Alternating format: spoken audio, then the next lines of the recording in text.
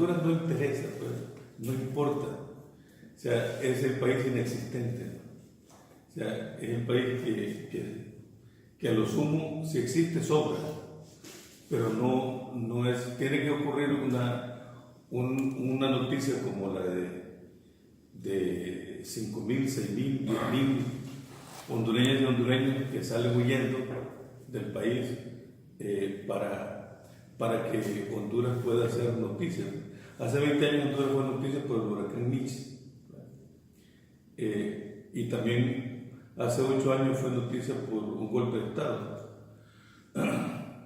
Y seguramente va a ser noticia cuando ocurra algo similar a una desgracia, a algo deshumanizador, ¿no? Entonces, por eso me parece muy importante decirles que Honduras necesita, desde mi punto de vista, la atención para que tratemos de ver lo que genera y aquello que es lo que es el detonante en este caso, de la expulsión de miles de hondureños y hondureñas.